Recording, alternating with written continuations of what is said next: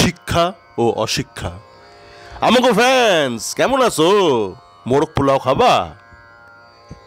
আচ্ছা, ইস্টবেঙ্গল নিয়ে একটা কথা বলবো, শিক্ষা অশিক্ষা। এখন যে একটা সামগ্রিক অশিক্ষায় ছেয়ে গেছে আমাদের সমাজ, তার থেকে কিন্তু আমাদের ইস্টবেঙ্গল ফ্যান সমাজেরও মুক্তি নেই। যা হয়, কোভিড যখন আসে, একটা প্যান্ডেমিক, সে যেমন সকলকে গ্রাস করে, সমাজের সকল শ্রেণীর মানুষকে, তেমনই এই মুহূর্তে যে একটা শিক্ষার অবক্ষয় রয়েছে সমাজে, তার হাত থেকে কিন্তু ইস্টবেঙ্গল ফ্যানরাও মুক্তি পায়নি। এখন ইস্টবেঙ্গল ফ্যানরা একটা সমাজের অন্তর্ভুক্ত। বেশ কিছু ছোট ছোট ব্যাপার নিয়ে আলোচনা করব। প্রথমে আসি সায়ন ব্যানার্জির গোল। ইস্টবেঙ্গল হেরে গেছে, হারাটাই স্বাভাবিক ছিল। সেইটা নিয়ে ভয়ের রাত কুয়াদ রাত আমি একটা অডিও প্রকাশ করেছিলাম ম্যাচের প্রায় একদিন আগে। তো ইস্টবেঙ্গল যে হারলো সেটা স্বাভাবিক হলেও যে সায়ন ব্যানার্জি যে গোলটা করলো, সে গোলটা একটা অদ্ভুত একটা বিশেষত্ব আছে। ঠিক আছে, সায়ন কাটফাট করে গোলটা দিয়েছে, কিন্তু গোলটার বিশেষত্ব হলো সায়ন ব্যানার্জি কিন্তু মূলত ডান পায়ের প্লেয়ার, ডান পা। কিন্তু যে গোলটা করলো বক্সের বাইরে থেকে, এই যে টপ ডিয়ের ঠিক মাথা থেকে যে শটটা নিল, ওটা ডিয়ের একদম নিয়ার এন্ড থেকে শটটা নিয়েছে, সেটা কিন্তু বাঁ পায়ে নিয়েছে। এইটাই গোলটার একটা বড় বিশেষত্ব। ও কিন্তু শ্যামল বেসরার মতন অ্যাম্বিপেডাল নয়। শ্যামল বেসরা যেমন দুপা সমান চলে, সমান তালে চলে, সায়নের কিন্তু দুপা চলে না সেরকম। মানে বাঁ পায়ে কাজ করছে, দেখে বোঝা যাচ্ছে। ও জবে থেকে ধরুন আইএসএলে ঢুকেছে, তারপর থেকে মানে ও বোধহয় যদ্দূর মনে পড়ছে ওই আফটার উইন্টার এরকম টাইম থেকে এসেছে, এবং তখন থেকে দেখা যাচ্ছে ওর কিন্তু বাঁ পায়ে একটা উন্নতি ঘটছে। ভালো লক্ষণ, কেননা সায়নকে অনেক খাটাখাটনি করতে হবে। ওর কিছু কিছু ত্রুটি আছে, আর কিছু ভালো দিক তো আছে, যেগুলো আমি বললাম, যে আগেও বলেছি। ও সারাক্ষণ ভালো ট্র্যাক ব্যাক করে ডিফেন্ড করে, বুদ্ধি করে ডিফেন্ড করে, কিন্তু ওপরে অ্যাটাকে আর একটুখানি কাজ করতে হবে ওকে। কিন্তু বাপায় যে কাজ করছে এটা দেখে বেশ ভালো লাগলো। যত ভ্যারিয়েশন অ্যাড করবে একটা প্লেয়ার, একটা উইঙ্গার, তত তাকে ধরা কঠিন হবে। এবার আসে আরও কিছু কথায়। আমাদের মহিতোষ তো বেশ ভালো খেললো, ওকে 70 মিনিটে পরে নামিয়েছিল, বেশ পরিষ্কার পরিচ্ছন্ন খেললো, ঠান্ডা মাথায়, দেখে ভালো লাগলো। অনেকে কয়েক মাস আগে মহিতোষকে নিয়ে আজে বাজে কথা বলেছিলেন, মহিতোষ নাকি খেপ খেলে, এই সেই। আমি জানি না, মানে মহিতোষের কিন্তু যখন আপনি এই কথাগুলো বলেছিলেন, তখন কিন্তু বেজায় চাপে ছিল ছেলেটাকে, মানে ওর কেরিয়ার প্রায় নষ্ট করে দিতে বসেছিল আমাদের যে কোটা ফ্যাক্টরির লোকজন আছে। একটা ছেলেটাকে বসিয়ে বসিয়ে নষ্ট করে দিচ্ছিল প্রায়। তো তখনও মানসিকভাবে প্রায় বিপর্যয়ের সম্মুখীন। চোখ মুখ দেখলেই ওর, আপনি যদি ওর সোশ্যাল মিডিয়া ফলো করেন, ও ইনস্টাতে যে ধরনের স্টোরিগুলো শেয়ার করছিল, বোঝাই যাচ্ছিল ছেলেটার ওপর দিয়ে ঝড় বয়ে যাচ্ছে। ঠিক আছে, ওটা সেই উত্তরবঙ্গের ঝড় নিয়ে কোনো লুজ মন্তব্য নয়, সত্যিকার একটা মানসিক বিপর্যয়ের মধ্যে দিয়ে যাচ্ছিল ছেলেটা। তার একটা সংসারও আছে, একমাত্র সন্তান, পুত্র সন্তান, তার একটা পারিবারিক জীবন আছে, ব্যক্তিগত জীবন আছে। তো সে চুরিচামারি করেনি, চেষ্টা করেছিল যেটা সে পারে সেটা দিয়েই, সেটার বিনিময়ে এটা অর্থ উপার্জন করা। সেইটা নিয়ে অনেকে অনেক ট্যাড়া ব্যাকা কথা বলেছিল। পাঞ্জাবের ম্যাচের পর থেকে তারা চুপ। যাকে তাদের এই বিষয়টা নিয়ে বলছি না। ঘটনা হচ্ছে, ইস্টবেঙ্গল কিন্তু আরও একটা ক্রিয়েটিভ প্লেয়ার আছে অল্প বয়সে, যে ইস্টবেঙ্গলের আন্ডার-17 টিম থেকে উঠে এসেছে। তার আগে একদম জুনিয়র স্তরে সে কিন্তু মোহনবাগানে খেলতো, যে মোহনবাগান নেই, সেই পুরনো মোহনবাগানে। মিরাজ মল্লিক, বাঙালি ছেলে। ওর খেলাটা আমি খুব বেশি দেখতে পাইনি, মানে ইনফ্যাক্ট দেখিনি, তাই জোর গলায় বলতে পারছি না। যতটুকু অল্প বিস্তর ভিডিও ক্লিপিং দেখেছি,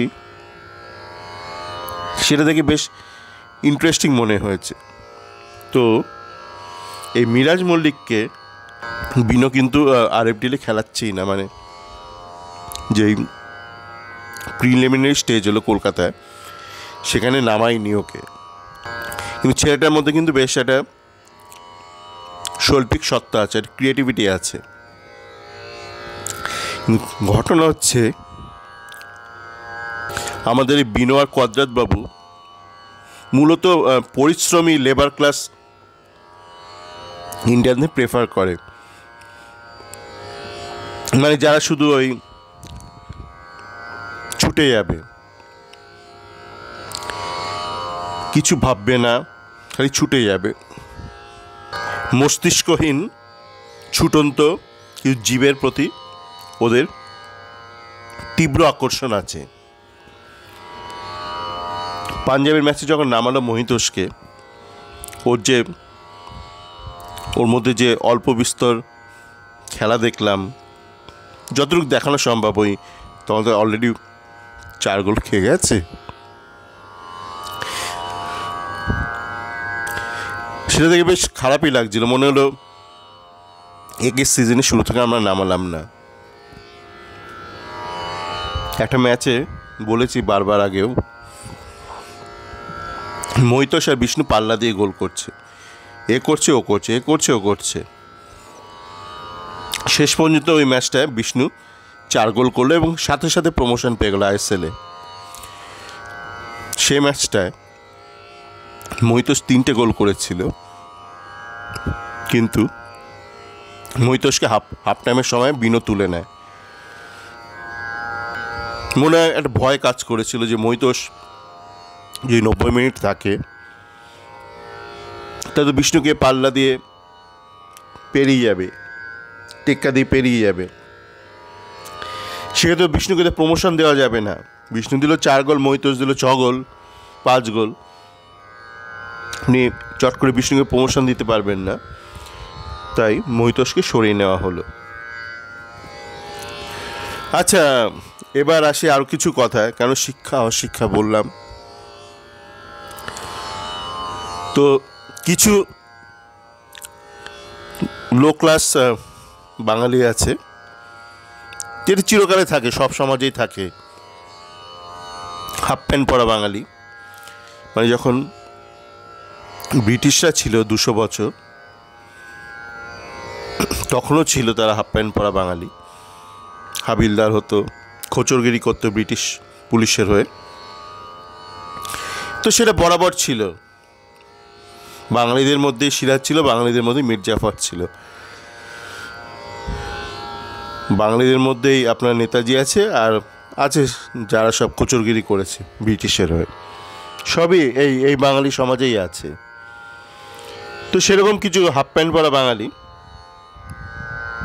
বিভিন্ন জায়গায় দেখি বলছে।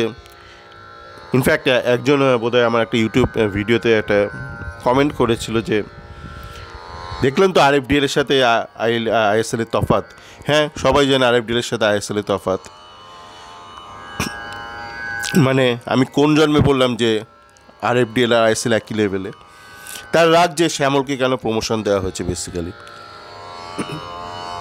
দেখুন, আমি কালকের ম্যাচটা পরের রেকর্ডিংটা আবার দেখেছি, সেকেন্ড হাফটা ভালো করে খুঁটিয়ে দেখার জন্য মোহিতোষ আর শ্যামলের খেলা। কেননা যাদেরকে আমার ভালো মনে হয় তাদের খেলার দোষ ত্রুটি আমি ধরার চেষ্টা করি যাতে তারা উন্নতি করতে পারে। কিন্তু যাদের আমার ঘাপলা কেস মনে হয়, ঘাপলা প্রমোশন, ছক করে প্রমোশন, তাদের খেলা আমি অত খুঁটিয়ে বেশি দেখি না। মানে এই জন্য দেখি না যে আমার কোনো প্রয়োজন নেই, তাগিদ নেই যে তাদের দোষ ত্রুটিগুলো পয়েন্ট ওয়াইজ ধরে দেওয়ার।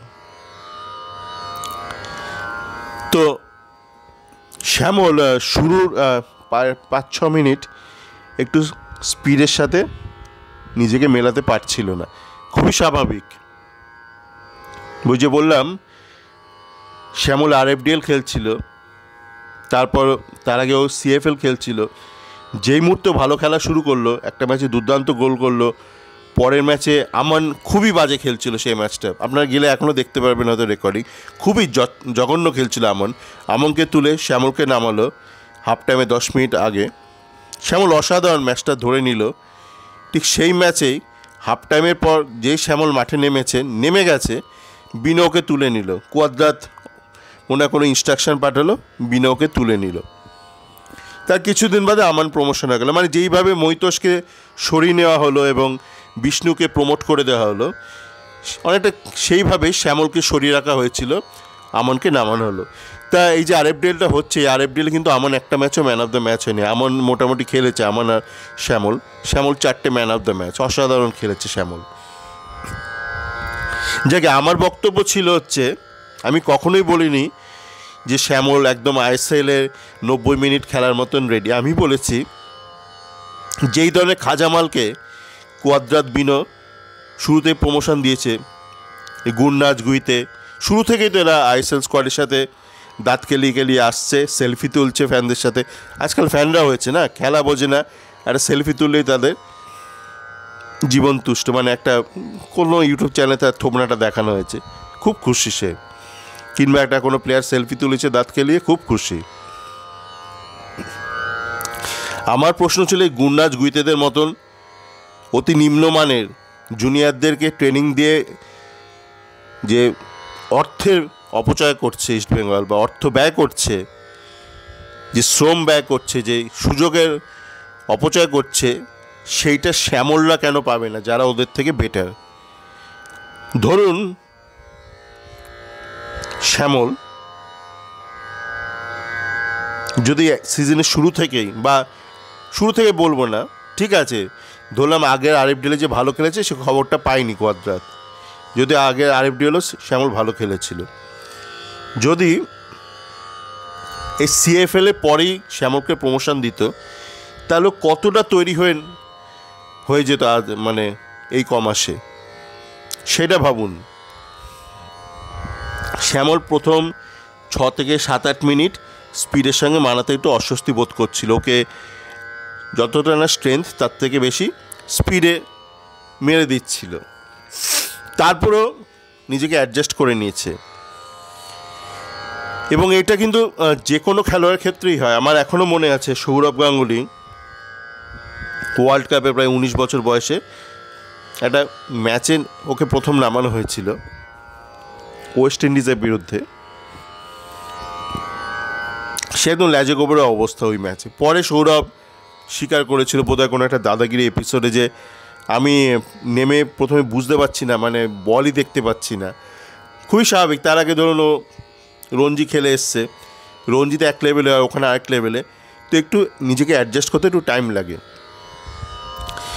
শ্যামলের ক্ষেত্রে আমি তো বলবো যে 10 মিনিট হকচকিয়ে তারপরও অ্যাডজাস্ট করতে পেরেছি, বিশাল বড় ব্যাপার। কারণটা বলি, শ্যামলকে কদিন আগে সিনিয়র টিমে নেওয়া হয়েছে। আরএফডিএল ভুলে যান, আরএফডিএলের পর কোনো জুনিয়রকে যদি সিনিয়র টিমে আনা হয়, তাহলে তো একটু ট্রেনিং দিতে হবে, সরগর হতে দিতে হবে। ও তো 7 দিন আগেই জয়েন করেছিল, পাঞ্জাব ম্যাচে 7 দিন আগেই জয়েন করেছিল। কটা ট্রেনিং সেশন পেয়েছে মনে হয় না, 7খানা ট্রেনিং সেশনও হয়েছে। টিম তো ট্রাভেল করছিল। কটা ম্যাচ প্র্যাকটিস পেয়েছে, মানে ধরুন এই কোনো ওয়ার্ম আপ ম্যাচ বা নিজেদের মধ্যে, আমি শিওর 7খানাও নয়। তো সাধারণত আমরা কি দেখি, কোনো একটা জুনিয়র ছেলেকে, একদম টিনেজার, শ্যামল 19 বছর বয়স, টিনেজার ছেলেকে সিনিয়র টিমে নামানোর সময় তার আগে তাকে অনেক দিন ধরে ট্রেনিং দেওয়া হয়। এখন কোয়াদ্রাতের ওই অবস্থা ছিল না, মানসিক অবস্থা, এবং তাকে অনেক প্র্যাকটিস ম্যাচ খেলানো হয় সিনিয়রদের সাথে। তারপর তাকে অ্যাকচুয়াল ম্যাচে নামানো হয় শেষের দিকে 10 মিনিট 5 মিনিট,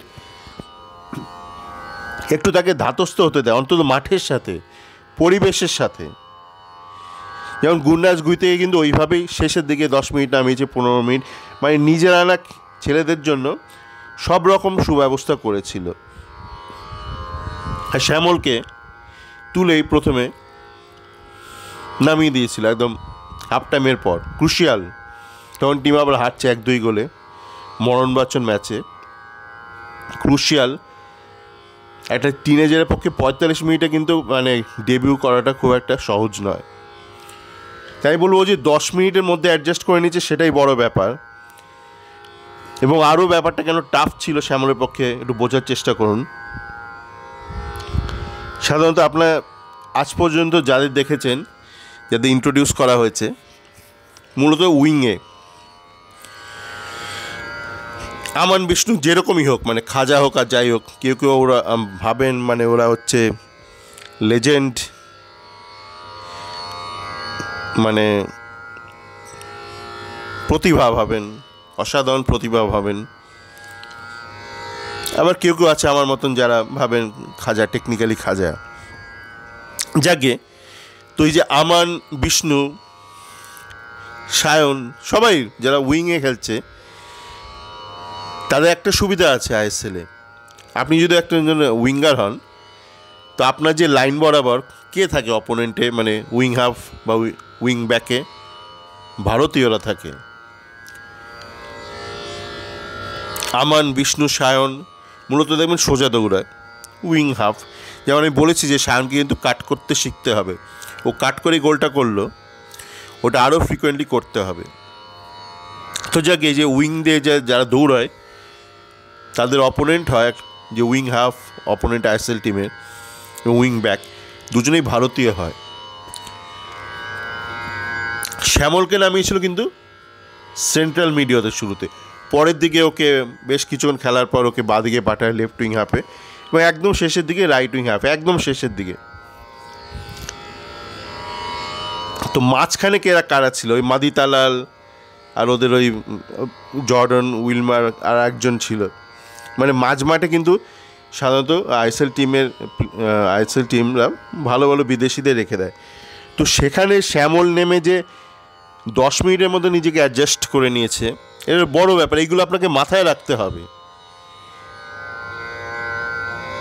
এবং এবার আপনি তাহলে বলতে পারেন যে মহিতোষ তো মাঝখানে নামলো, মহিতোষ কেন সরগড়? ঠিক কথা।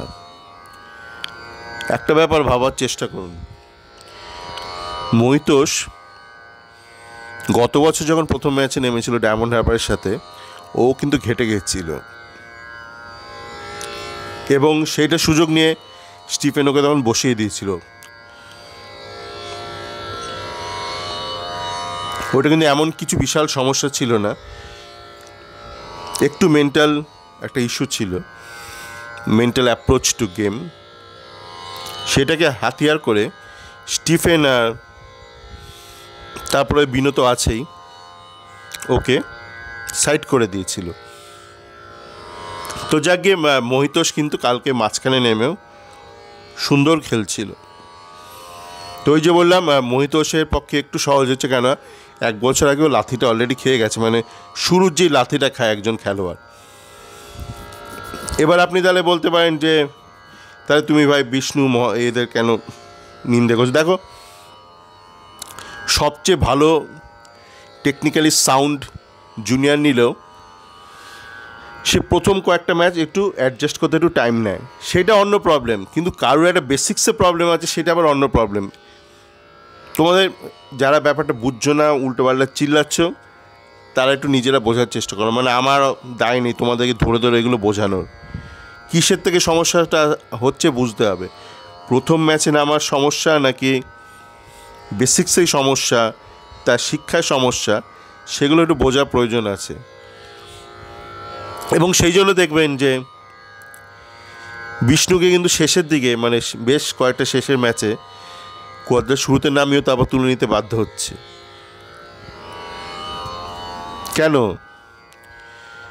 মানে যদি শুরুর সমস্যাগুলো নার্ভাসনেস থেকে হয়, মানে একটা প্লেয়ার যখন শুরু থেকে খেলছে, যেমন শ্যামল বা গত বছর মহিতোষ, প্রথম 1-2 ম্যাচে নার্ভাসনেস থাকবে।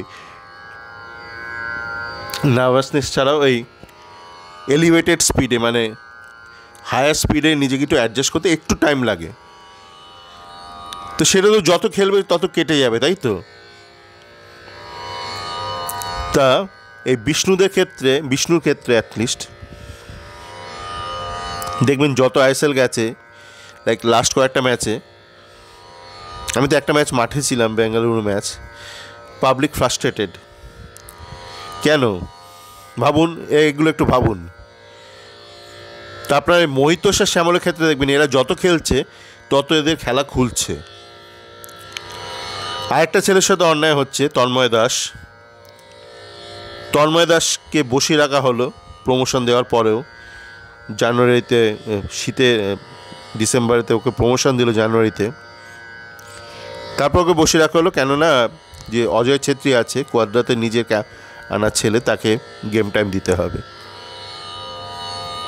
তো অজয় ছেত্রী লাস্ট বেশ কয়েকটা ম্যাচে রিজার্ভ বেঞ্চে ছিল, শেষ ম্যাচটাতেও ছিল রিজার্ভ বেঞ্চে পাঞ্জাব। কেন রাখছে জানি না। সৌভিক ছিল না সিডিএম, তবু অজয়কে নামানোর সাহস পেল না। তো এর থেকে বোঝা যাচ্ছে কোয়াদ্রাতের কতটা জ্ঞান, কতটা মানে প্লেয়ার চেনার ক্ষমতা। অজয় ছেত্রীর পেছনে ইনভেস্ট করলো টাকা, সময়, সুযোগ, একটা আইএসএল পুরোটা মারা গেল ইস্টবেঙ্গলের। তো এটাই বলার ছিল, শিক্ষা অশিক্ষার কিছু কিছু ব্যাপার ধরার চেষ্টা করলাম এবং একটুখানি যুক্তি দিয়ে পয়েন্ট ওয়াইজ পয়েন্ট ধরে ধরে বোঝানোর চেষ্টা করলাম। সকলে ভালো থাকবেন।